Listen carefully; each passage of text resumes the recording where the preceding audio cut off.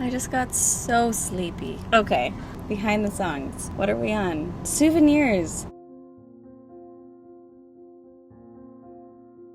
So I wrote this song about 1 year after I got back from Jakarta. That was a super weird year. When you are trapped somewhere for 100 days and the only thing you're ever wishing for is to go home, you kind of think that when that finally happens, that the rest of life is just going to be like skipping through fields and feeling grateful and happy forever. And what happened was the opposite. I came home and it felt so good and we cried and I was hugging, and then life set in and I was like, whoa, I don't know who I am. I fell into a bit of a depression and I was really shaken because when I was in Jakarta, things became so clear about what was important. It was just being alive and showing people that you love them, and that's it. And then coming back, I was like, wait, we're all spending our lives mostly doing stuff that's not that, and worrying about stuff that's not that, and what is career, and what is any of this stuff. And I was so confused, and part of me felt like I don't know if I'll ever do music again. It felt really unsettling. I just wanted to hug people I loved and that be my life for the rest of the time. So I had a really difficult year of trying to kind of put the pieces back together, and I did a lot of different types of therapy and just worked on myself a lot, and I finally started to get to an okay place. And then I was doing a writing retreat day with my drummer, Darla, who was also in Jakarta with us. She was writing upstairs, I was writing downstairs. And she had asked me, do you think you'll ever write about Jakarta again? I was like, I don't know that I have anything left to say, which is silly. And she was like, maybe there's more. And I was like, yeah, maybe. And then I sat down at the piano and the song Souvenirs kind of poured out. The first thing about this music video is that it's flipping between Jakarta and my home. And Jakarta, my experience of Jakarta is inside a hotel room because that's where I spent 99% of my time there. I really, really wanted it to feel correct. And Jesse and I spent an entire day looking up pictures of hotel rooms in Los Angeles, trying to find one that felt like our home in Jakarta. And so we searched and searched and searched, and then I finally found one that was pretty close. Like, the color scheme was right, the placement of the bed and the window was right.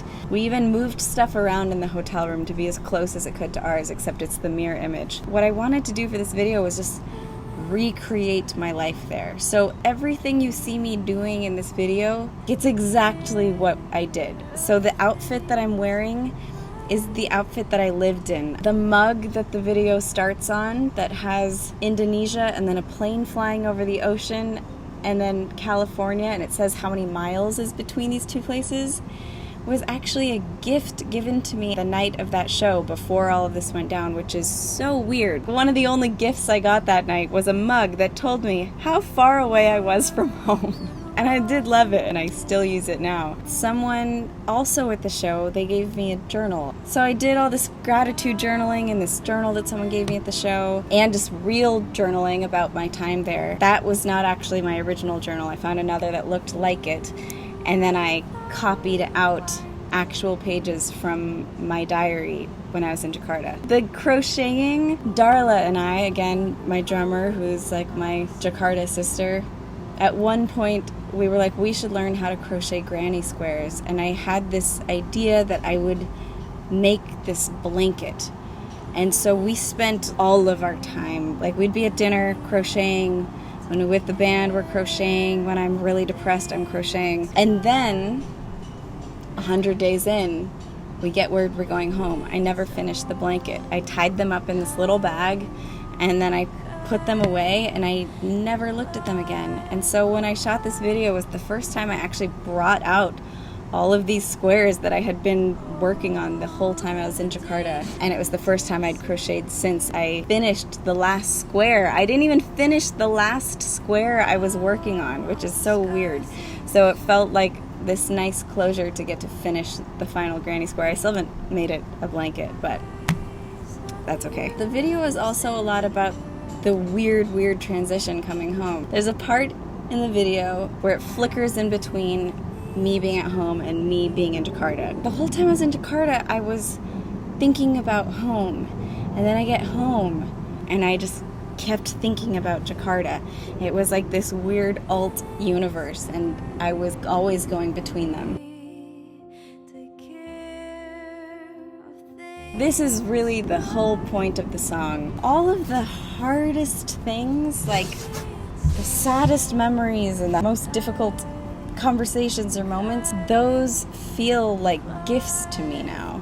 They're like badges of something. They're the moments where I learned the most. They're the moments that I felt the most. Things were important, and I'm grateful that I got to feel so deeply. And now, being this far out from Jakarta, I am only grateful for the experience. And it's all like a souvenir to me. It's all like this special gift that taught me so much, and that I do have a lot of oddly warm memories of. Of course, I have all the like terrifying memories too. Seeing how much community meant, or how much family meant, how much friendship meant, strengthening my relationship with Jesse. So many souvenirs coming out of this really, really hard thing. And I try to look at all of life like this now. When a really hard thing is happening, I'm pretty sure something really beautiful is going to come out of it. Somehow, someday, I will look back and be like, thank goodness that happened, because blah, blah, blah. That's not true. I'm never going to be like, thank goodness someone died. But even in the hardest things, there is beauty to be found and lessons to be found. And I think that's kind of what this is about, to stay open to that stuff so that the bad stuff isn't just bad. That's Souvenirs, you guys. There's only one left, and then we will have completed the Behind the Songs series for In the Waiting. Thank you guys for coming along on this journey with me. I hope you are very well. I'm sending so much love, and I'll see you soon. Okay, bye.